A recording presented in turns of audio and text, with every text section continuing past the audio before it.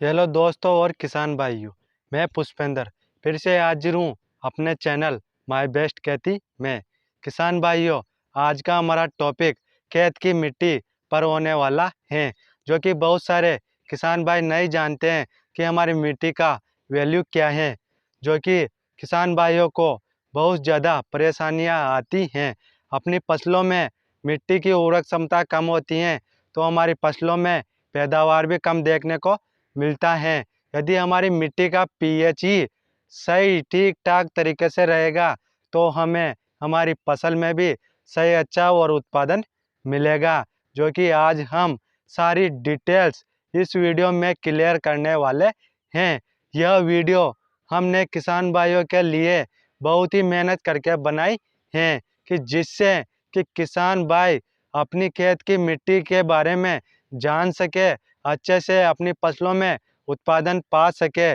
जो भी खाद फर्टिलाइजर अपने खेतों में डालते हैं वो अच्छी तरह से काम नहीं करते हैं और हमारी फसलों को अच्छी तरह से ग्रोथ और पैदावार में कमी देखने को मिलता है, जो कि यह मिट्टी का कारण है। हमारी मिट्टी में प्रॉब्लम है कि हमारी खेत की मिट्टी का पीएच वैल्यू बहुत कम है या ज़्यादा है। इसी की वजह से हमारे खेत में फसल अच्छे से बढ़वार और अच्छे से पैदावार नहीं मिल पाती हैं। आप हमारे इस वीडियो को शुरू से लेकर लास्ट तक देखना और वीडियो को बिल्कुल भी स्किप नहीं करना, नहीं तो आप किसान भाई पूरी जानकारी नहीं ले पाएंगे। और हमने किसान भाइयों के लिए ही यह वीडियो बहुत मेहनत करके बनाया है कि किसान लोग अपनी मिट्टी की वैल्यू के बारे में जान सके, जिससे कि उन किसानों को भी पता चले।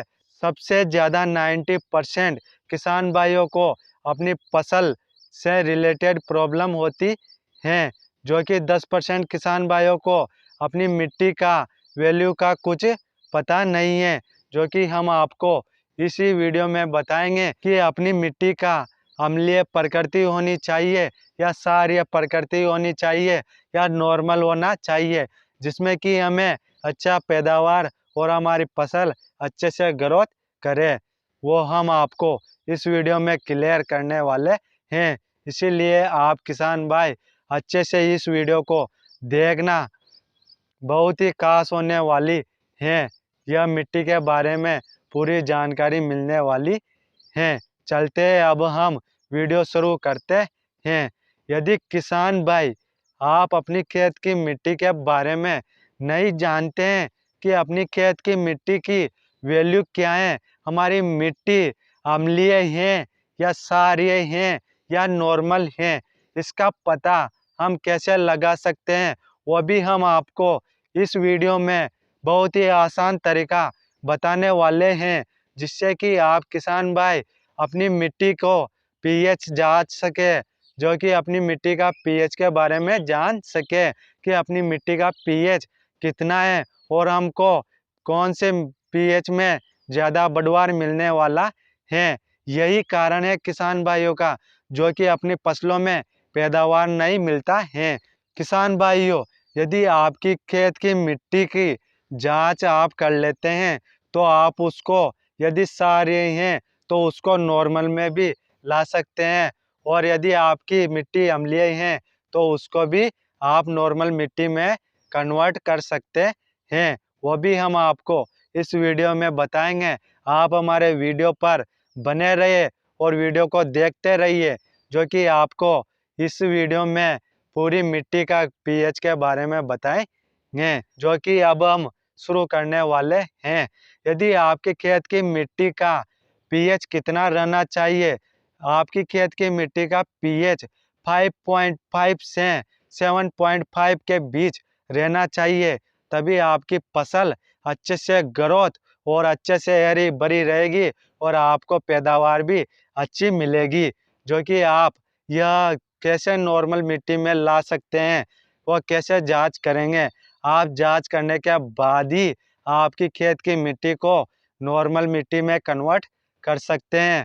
यदि हम आपको बताएंगे, जो भी आप खाद फर्टिलाइजर यूरिया डालते हैं अपने खेत में, वह आपका 10% भाग ही आपकी मिट्टी ले पाती हैं और पौधों को पहुंचाती हैं, वही ग्रोथ करता है। उसके बाद जो शेष खाद बचा रहता है वो हमारी मिट्टी में पड़ा रहता है, जो कि किसी काम का नहीं होता है। वो मिट्टी की क्षारीयता ज़्यादा होने के कारण काम नहीं कर पाता है। यदि हमारा सही तरीके से सारे को नॉर्मल में ले आएंगे तो हमारा पौधा अच्छे से ग्रोथ और बढ़वार और हमारी फसल हरी भरी रहेगी, जिससे कि हमको अच्छा उत्पादन मिल सकेगा और हमारा खर्चा भी कम होएगा। वही हम आपको इसमें बताने वाले हैं कि यदि आपकी खेत की मिट्टी के पीएच सारे हैं तो उसको क्या करना है, कम कैसे कर सकते हैं नॉर्मल में। चले अब हम बताते हैं। सारे को नॉर्मल में लाना, आपको 2 किलो फिटकरी लेनी है और उसको एक कपड़े में बांधकर जहाँ पर आपके ट्यूबवेल का पानी गिरता है वहाँ पर आपको फिटकरी को कपड़े में बांधकर डुबो देना है और वहाँ से आपके खेत की मिट्टी में सारा पानी फैल जाएगा। फैलने के बाद 10 से 15 दिन के बाद आपकी खेत की मिट्टी जो सारे हैं वह नॉर्मल मिट्टी में कन्वर्ट हो जाएगी और आपकी फसल में अच्छे से ग्रोथ और बढ़वार और आपका खाद यूरिया वो पौधों को मिलना शुरू हो जाएगा। आप इस तरह से सारी मिट्टी को नॉर्मल मिट्टी में कन्वर्ट कर सकते हैं। और अब हम बात करने वाले हैं कि अपनी खेत की मिट्टी का पीएच किस तरह से नाप सकते हैं और किस तरह से आप देख सकते हैं, जो कि अब हम आपकी मिट्टी का पीएच के बारे में एक वीडियो बताने वाले हैं और कैसे करना है। आपको पहले ऑनलाइन या फ्लिपकार्ट या मार्केट से आपको लिटमस पेपर लेकर आना है।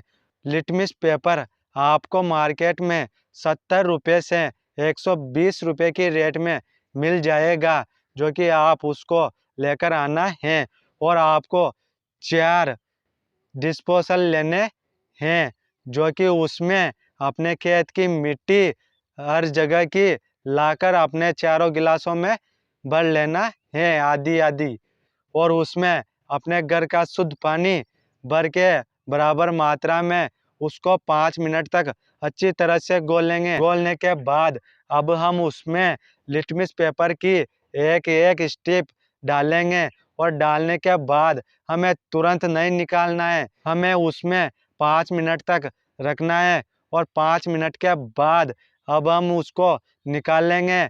जैसे ही उसको निकालने के बाद सुखाएंगे, उसके बाद हम पीएच स्केल पर देखेंगे कि उस पर जो कलर आ रहा है और हमारे जो लिटमस पेपर का जो कलर हमने डिस्पोजल में से निकाला है उसका और स्केल का दोनों कलर मैच कराएंगे। यदि हमारा रंग उस स्केल से मैच करता है तो हमारी मिट्टी का पीएच जो कलर पे है वही रहने वाला है।